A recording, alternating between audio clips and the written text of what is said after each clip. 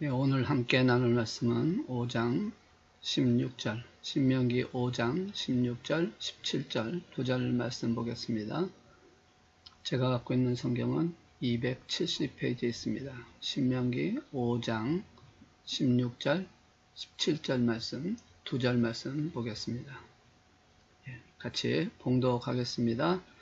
너는 내 하나님 여호와께서 명령한 대로 내 부모를 공경하라. 그리하면 내 하나님 여호와가 내게 준 땅에서 내 생명이 길고 복을 누리리라. 살인하지 말지니라. 아멘. 잠깐 한번 기도하겠습니다. 살아계셔서 역사하신 하나님 아버지, 오늘도 또 말씀을 함께 나누려고 합니다. 오늘 이 수요일 주님께서 우리에게 주신 귀한 날입니다. 또 말씀을 나누면서 또 특별히 우리에게 주신 십계명을 통해서 하나님 앞에 더 가까이 가고 또 하나님이 찾으시는 예배자로 하나님 앞에 쓸 수 있는 저희 모두가 되게 하여 주시옵소서. 비록 영상으로 예배를 드리지만 우리가 마음은 현장에서 예배드리는 것 같이 드려질 수 있게 하셔서 하늘의 문이 열리게 하시고 우리 마음의 기쁨과 감사와 그리고 성령의 능력과 권능의 역사가 나타나게 하여 주시옵소서. 말씀을 증거할 때에 성령 안에서 하나가 되게 해주셔서 하나님의 영광을 보게 하시고 또 마음의 축복의 은혜가 풍성히 내리는 귀한 시간 되게 하여 주시옵소서. 우리의 모든 것을 방해하는 악한 영들은 성령의 능력 안에서 떠나가게 하시고 오직 예수 그리스도의 사랑, 예수 그리스도만이 저들의 심령 속에 가득히 차는 축복의 시간으로 인도하여 주시옵소서. 주께서 이 모든 것을 이루어 주실 줄로 믿고 감사드리오며 우리를 권해주신 예수 그리스도의 이름으로 기도드리옵나이다. 아멘. 할렐루야. 오늘도 또 이렇게 영상으로 예배를 드리는 우리 사랑하는 성도님들에게 하나님이 주시는 축복과 은혜가 있기를 주의 이름으로 축원합니다. 비록 우리가 현장에서 얼굴을 마주대하지는 않지만 영상을 통해서 볼 때도 또 똑같은 마음으로 하나님을 향한 마음으로 또 예배드리고 또 말씀을 듣는 줄로 믿습니다. 그 마음을 주님께서 축복하실 줄로 믿고 또 성령의 능력과 권능이 이 말씀을 듣는 여러분에게 가득히 채워지도록 기도하겠습니다. 지금 계속해서 십계명에 대한 말씀을 하고 있습니다. 신명기 5장 16절 17절 말씀은 이제 5계명과 6계명에 대한 말씀입니다. 십계명을 주셨던 가장 큰 목적은 세 가지가 있다고 말씀을 드렸습니다. 바로 하나님만 섬기도록 하고자 하는데 그 목적이 있습니다. 그래서 십계명을 통해서 하나님이 누구신지 하나님 앞에 어떻게 드려야 되는지를 말씀을 하고 있죠. 또 4계명과 5계명을 통해서 바른 윤리관을 갖도록 합니다. 또 그래서 하나님 앞에 또 사람들에게 어떤 관계를 맺어야 되는지에 대한 말씀을 하고 있고 또 나머지 8계명을 통해서 하나님 앞에 거룩하게 구별되어야 된다. 다시 말하면 죄를 짓지 않는 삶을 살아야 한다라고 말씀을 하고 있는 것이죠. 그리고 이 십계명의 구조는 두 가지로 볼 수 있습니다. 우리가 잘 알고 있듯이 1계명에서 4계명까지는 하나님과 사람과의 관계를 말씀하고 있습니다. 이것은 특별히 예배에 대한 부분을 강조하고 있죠. 그리고 5계명에서 10계명까지 있는 말씀은 바로 인간과 인간 관계 속에서 일어나는 사건.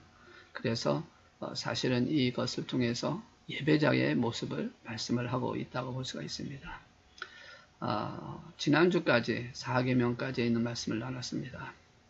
그래서 이제 오늘부터는 5계명, 6계명 이렇게 계명을 시간 되는 데까지 하면서 인간과 인간과의 관계 속에서 예배자의 모습이 어떻게 되는지 함께 나누려고 합니다. 오늘 읽으신 이 16절에 있는 말씀은 바로 5계명으로서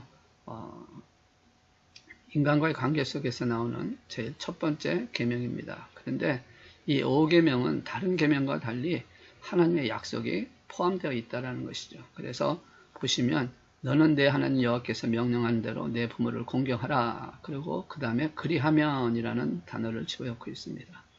이 그리하면이라고 하는 단어의 그 내용을 보면 내 하나님 여호와가 내게 준 땅에서 내 생명이 길고 복을 누리리라 라고 말씀을 하고 있습니다.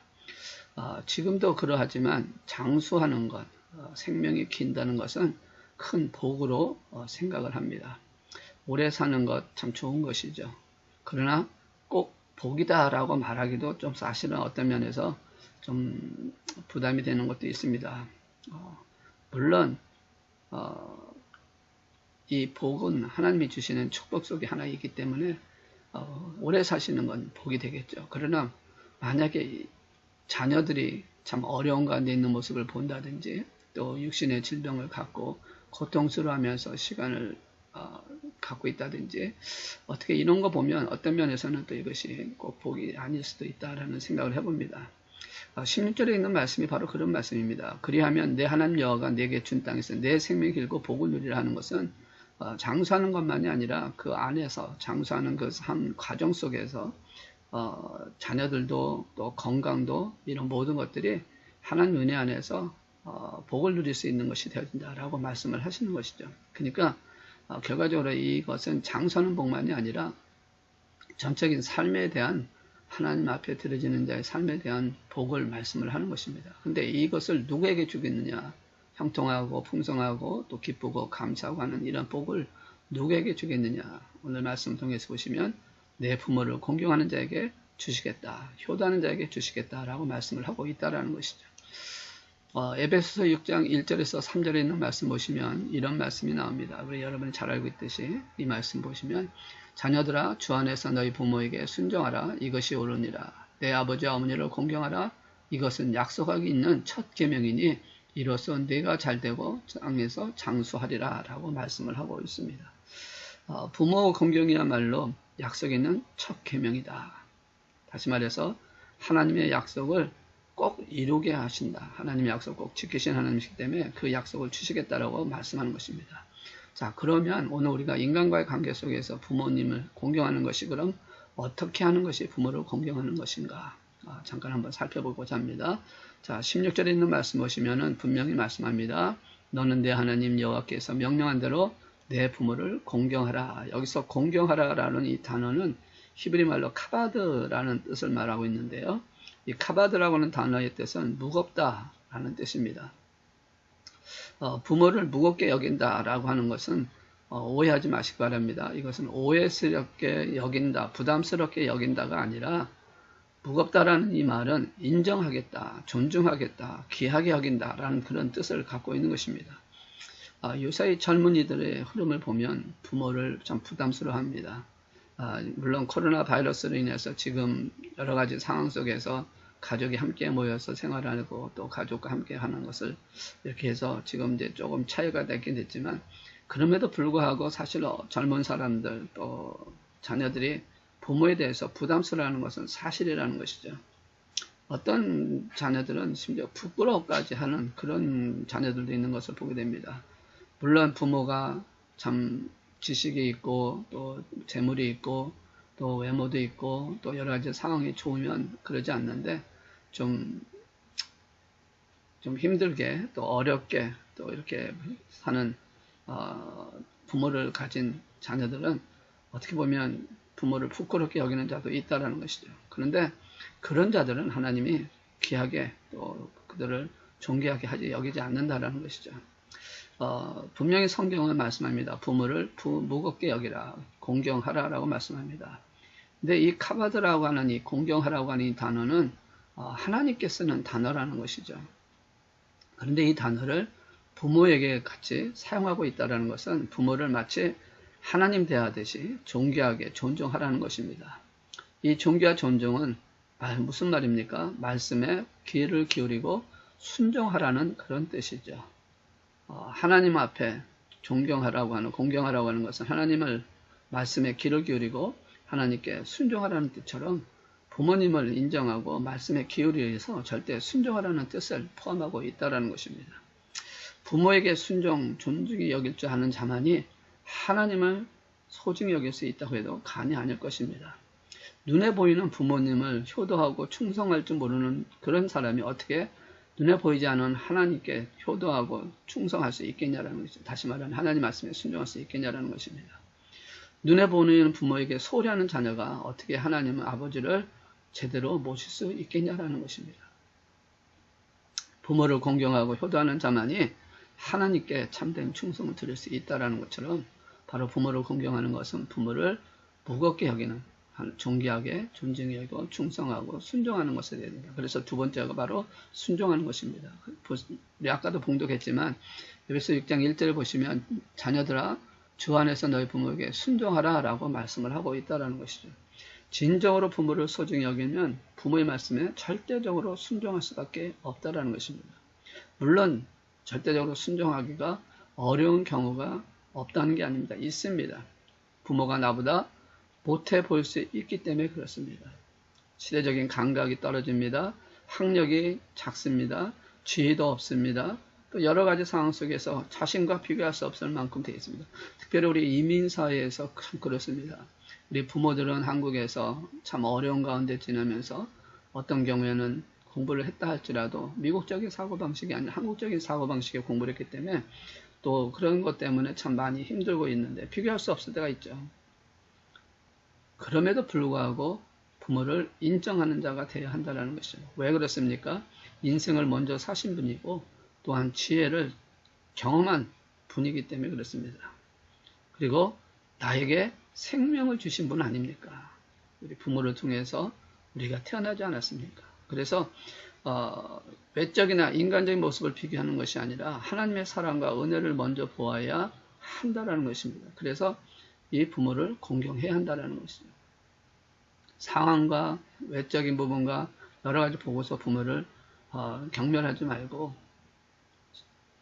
우리가 하나님의 대리자로서 우리를 태어나게 하는 생명을 주게 한 하나님께서 보내신 그래서 하나님을 인정해야 그래서 하나님이 인정하는 그와 같이 부모도 인정할 때 그래야 하나님의 공의가 일어나고 하나님 역사가 일어난다는 것이죠. 그러므로 자녀는 부모의 뜻에 순종해야지만 된다라는 겁니다. 물론 예외되는 경우가 있습니다. 어떤 경우입니까? 어떤 일이 있어도 절대 순종하지 않아야 될 상황이 있는데 그 대답이 바로 아까 읽으신 에베소 6장 1절의 말씀 속에 있습니다. 다시 한번 보면 자녀들아 주 안에서 너희 부모에게 순종하라 라고 말씀합니다. 순종하되 어디서 하라고요? 주 안에서 하라고 말합니다. 주 안에서 하라고 하는 말은 주의 뜻대로 하라는 것입니다. 주의 뜻에 맞는.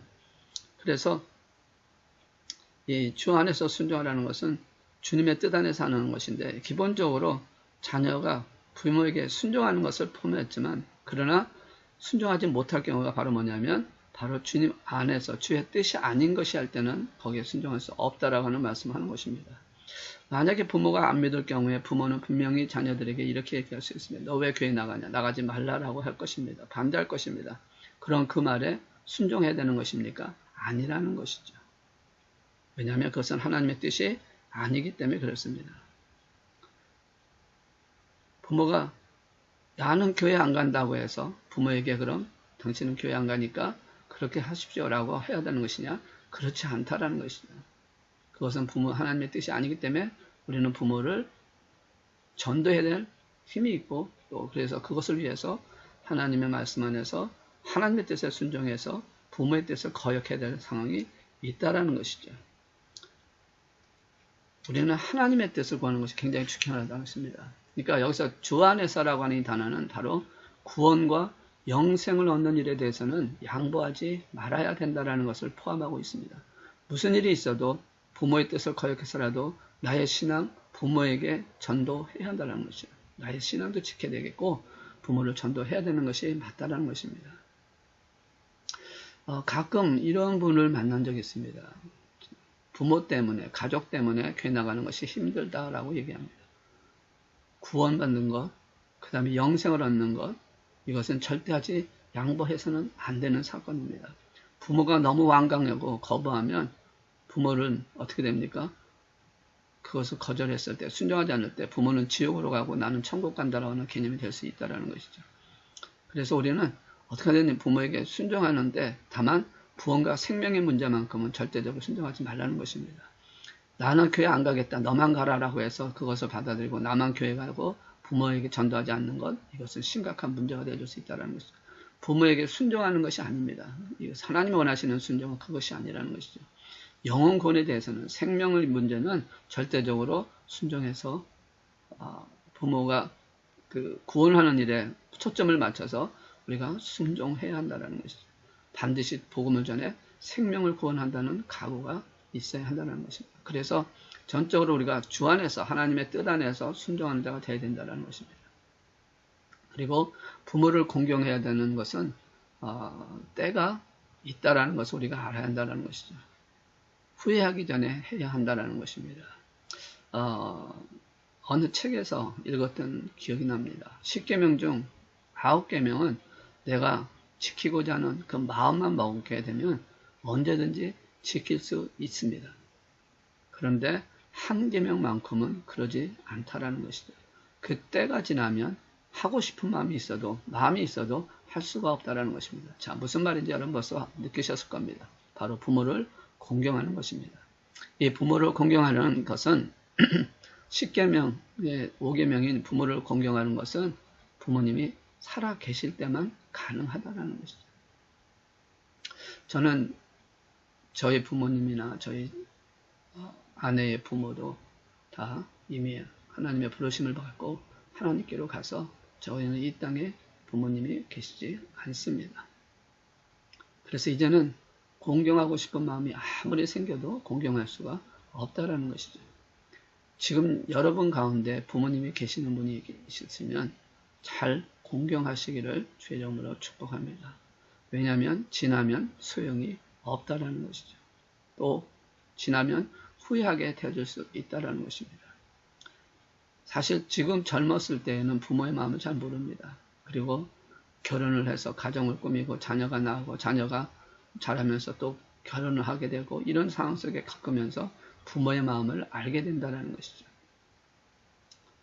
그래서 부모의 마음을 알게 돼서 공경하고 싶을 때 이미 늦을 수가 있기 때문에 비록 내가 그런 것을 경험하지 못해서 아직도 조금 불안하고 아직도 좀 받아들이기 어렵다 할지라도 부모의 사랑을 느끼시면서 말씀대로 부모를 공경하는 것이 하나님의 명령이니까 공경하기를 주의 이름으로 축복합니다.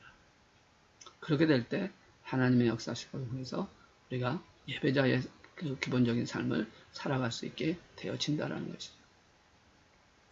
자, 17절에 있는 말씀 보시면 6번째 계명입니다. 6번째 계명은 살인하지 말지니라 라고 말씀합니다. 사실 6계명, 6계명부터 10계명까지는 어떻게 보면 하나로 모을 수 있는 계명들입니다. 이 8계명과 연관되어서 볼 수 있다라는 것이죠. 8계명이 뭡니까? 도둑질 하지 말지니라 라고 말씀을 하고 있습니다. 이 6계명, 7계명, 8계명, 9계명, 10계명 이 5가지 계명은 사실 어떻게 보면 모두 도둑질하는 내용들이에요. 남의 것을 훔치는 것을 금지하는 내용입니다. 살인은 무엇입니까? 남의 생명을 훔치는 것입니다. 간음하지 말라는 것은 남의 가정에 있는 여인 아니면 남자를 빼앗는 것입니다. 그리고 도둑질을 말하는 것은 재산을 빼앗는 것이죠. 결국 가정의 화평과 행복을 빼앗는 것입니다. 9계명은 거짓 증거를 통해서 상대방 다른 사람의 명예와 인권을 질밟는 행위라는 것이죠. 그리고 마지막 10계명은 내 이웃의 아내를 탐내지 말지니라. 내 이웃의 집이나 그의 밭이나 그의 남녀나 그의 여종이나 그의 소나 그의 낙이나 내 이웃의 모든 소유를 탐내지 말지니라 하면서 이것은 다시 말해서 뭡니까? 남의 소유 같은 것을 이웃의 소유를 도둑질하는 것, 탐내는 것조차도 큰 죄가 된다는 것을 말씀하고 있습니다. 즉 남의 소유, 인격, 가정 또 남이 가진 것을 존중해야 하며 내 욕심을 위해서 함부로 빼앗는 것은 안 된다라는 것을 규정을 하고 있는 것입니다. 즉 예배자의 자세입니다. 이런 거 하려면 가장 나오는 것이 우리 안에서 하나님 앞에 드려질 어떤 자세가 필요하냐라는 것이죠. 자, 이런 훔치지 말아야 할 것에 가장 먼저 나오는 것이 바로 6계명에서 나오는 생명에 대한 말씀입니다. 살인하지 말지니라. 남의 것 다 소중합니다. 그러나 그 중에서 가장 소중한 것은 생명입니다. 왜 생명이 소중합니까? 답은 간단해요. 하나뿐이 없기 때문에 그렇습니다. 가정, 재산, 인격, 명예 이 다 소중합니다. 그러나 이것들은 잃었다 할지라도 다시 얻을 수가 있는 것들이에요.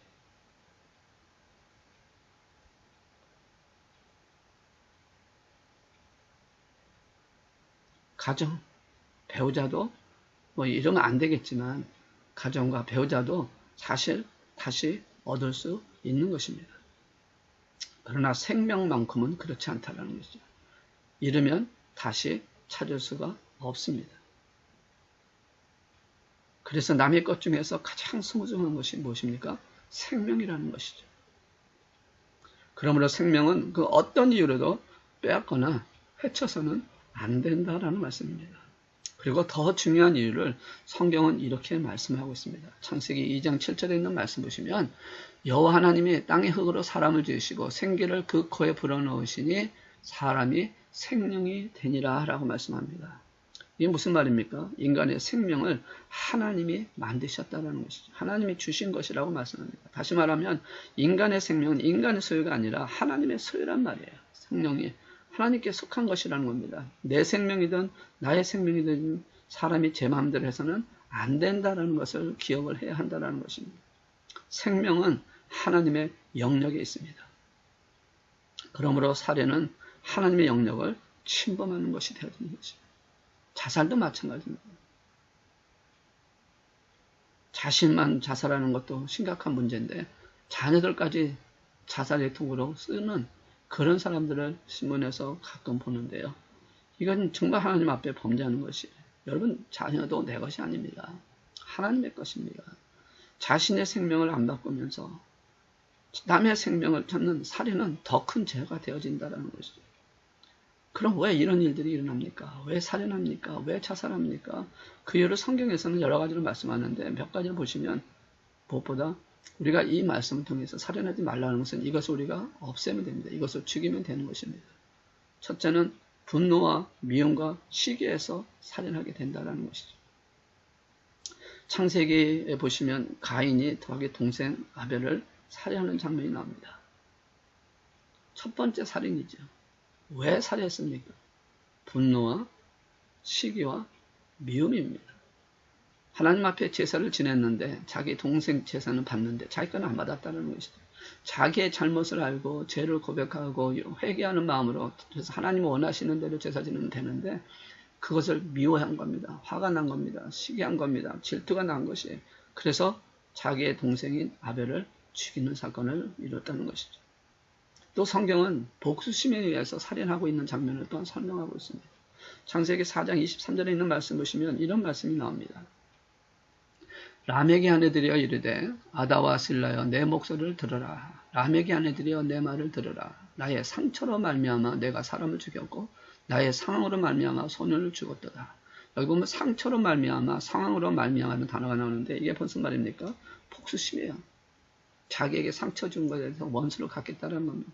자를 이렇게 만든 자에 대한 복수심을 갖고 결국은 살인을 했다라고 말하고 있다는 것이죠. 자신에게 상처 입히는 우리가 그렇지 않습니까? 때때로 우리는 누가 나에게 상처를 주면 꼭 보복을 해야 되고 그래야 속이 풀리는 사람들 있지 않습니까? 그리스도 안에 있으면서도 그런 자가 있다는 것이죠. 야곱의 열대아들 중에 시몬과 레이가 있습니다. 이 시몬과 레이는 자신의 여동생 리나가 겁탈을 당했잖아요. 누구에게? 세겜 그 쪽에 의해서. 그러니까 그들에게 찾아가서 그들에게 할례를 행하면 되겠다라고 그렇게 해놓고 할례를 행하고 있을 때 가서 다 부족 전체를 죽이는 그런 보복을 하는 사건을 성경은 기록을 하고 있다는 거죠. 그래서 살인을 하게 된다는 것입니다. 보복심에 상처받은 데는 보복심에 의해서 그렇게 한다는 거죠. 또 뭘 말씀하고 있냐면 욕심에 의해서 살인한다라는 것을 성경은 또한 기록을 하고 있습니다. 어떻게 보면 이게 가장 보편적인 살인의 이유라고 볼 수가 있습니다. 보복과 이 시기와 미움 질투보다는 살인한 욕심에 의해서 일어나는 사건이 훨씬 많다는 거죠. 근데 그 욕심의 종류가 많지만 크게 세 가지만 얘기해 본다면 하나는 물질적인 욕심 때문에 그렇습니다.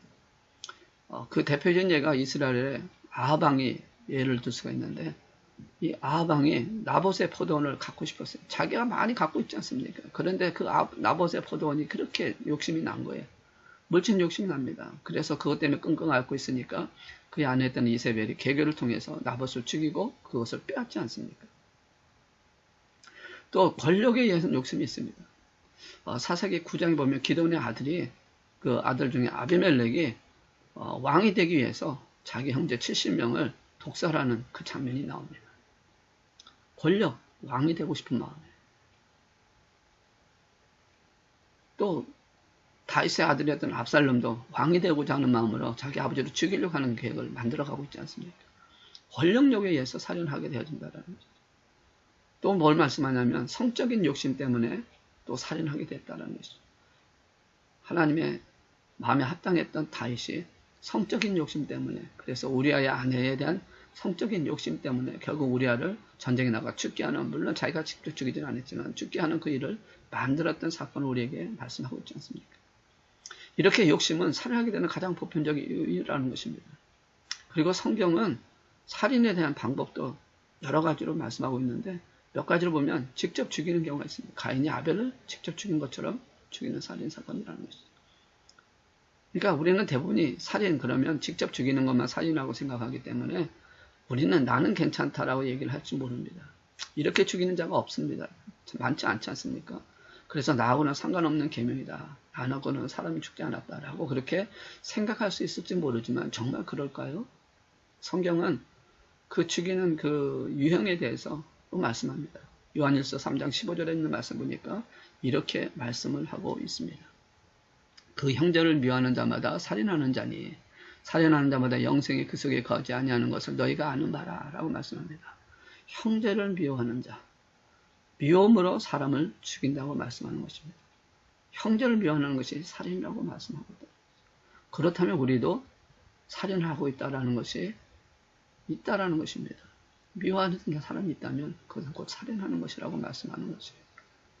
미움이 그것이 과정에 대해서 살인하게 된 동기가 되어지는 것처럼 미워하는 것은 곧 살인을 하는 것과 같은 것이라고 성경은 말씀하는 것입니다. 그래서 뭐라고 말씀해요? 그 속에 영생이 거하지 아니한다. 살인하는 자. 근데 그게 아니라 그것뿐만 아니라 또 마태복음 5장 22절에 보시면 이렇게 말씀합니다. 나는 너에게 이르노니 형제에게 노하는 자마다 심판을 받게 되고 형제를 대하여 라갈하는 자는 공의에 잡혀가게 되고 미련한 놈이라는 자는 지옥불에 들어가게 되리라. 자, 이게 무슨 말입니까? 말로 사람을 죽이는 것과 같다라는 것입니다. 죽이면 살인죄를 감수한 자는 지옥불에 들어가는 것이고 벌을 받는 것인데 말로 그렇게 되어지는 것과 똑같다는 겁니다. 말로 남에게 상처를 주며 말로 인격과 명예를 모독하면 살인죄와 같게 지옥불에 떨어질 수밖에 없다라고 말하는 것입니다.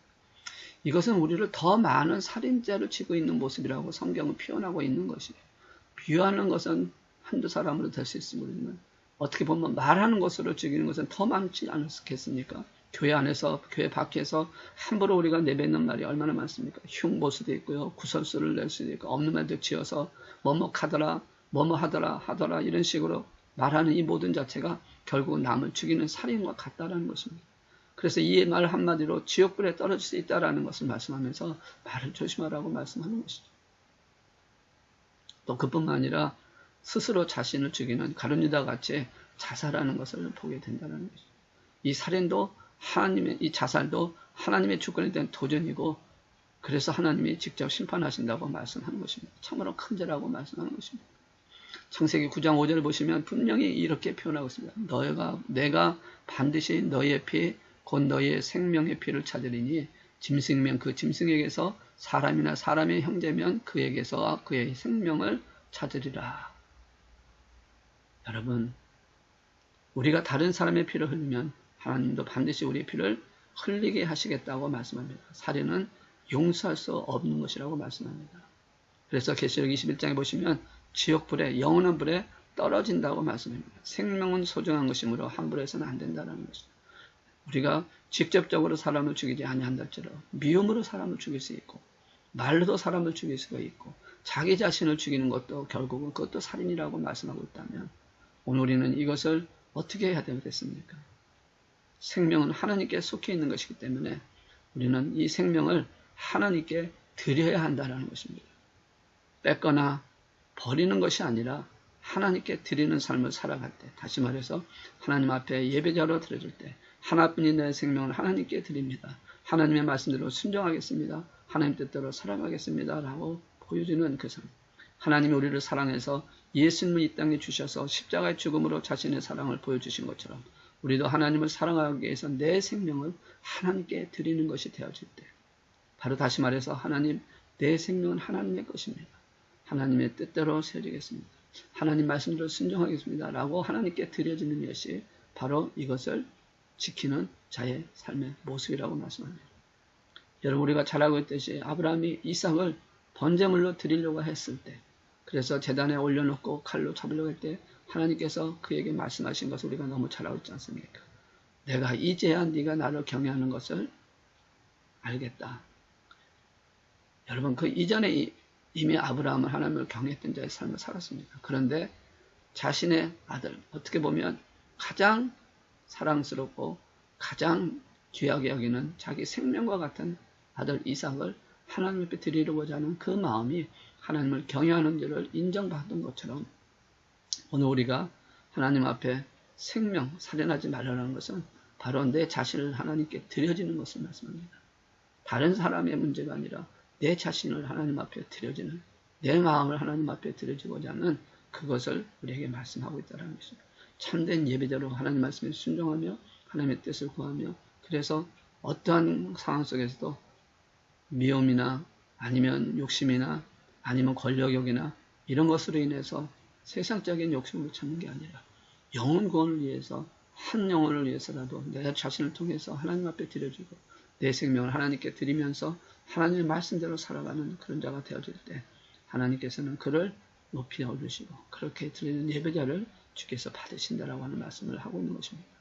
오늘 읽으신 이 두 절 말씀, 너는 내 하나님 여호와께서 명령대로 내 부모를 공경하라고 하신 말씀과 살인하지 말라고 하시는 생명을 귀하게 여기라고 하는, 생명을 위해서 나 자신을 하나님 앞에 드리기를 원하시는 그 하나님의 뜻대로 세워져가는 저와 여러분이 되셔서 정말 하나님의 큰 기쁨으로 참된 예배자로 사랑과 사랑과의 관계 속에서 하나님 앞에 드려질 수 있는 믿음의 사람으로 우리 모두가 되어지기를 주의 이름으로 축복합니다. 주께서 함께 하실 줄을 믿고 감사드립니다. 함께 기도하겠습니다. 사랑의 하나님 아버지, 오늘 말씀을 통해서 또 십계명을 통해서 우리의 모습을 돌아보고 또 어떻게 우리가 하나님 앞에 서야 되는지를 다시 한번 돌아보게 하시니 감사합니다. 내 부모를 공경하라고 하시니 말씀을 통해서 주님 앞에 더 온전히 쓰기를 원하고, 또 살인하지 말라라고 하시는 이 말씀을 통해서 말로나 또 생각으로나 또 하나님 또 행동으로 또 하나님 저희들이 생명을 등한시 여기거나 또 힘들게 하는 사건을 만들지 아니하고 하나님 말씀 안에 세워지게 하셔서 하나님의 기쁨이 되게 하시고 또 영혼 구원을 위해서 달려가는 하나님의 자녀가 되게 하여 주시옵소서. 그래서 늘 하나님 말씀 붙들고 순종하면서 하나님을 높이고 하나님을 사랑하고 하나님을 경외하면서 하나님의 뜻대로 세워지는 참된 예배자로 하나님 앞에 드려지는 저희들에게 축복하여 주시옵소서. 주께서 이 모든 것을 이루어 주실 줄로 믿고 감사와 찬양을 하나님께 드리며 우리 주 예수 그리스도의 이름으로 기도드려옵나이다. 아멘. 우리 자유롭게 기도하시겠습니다.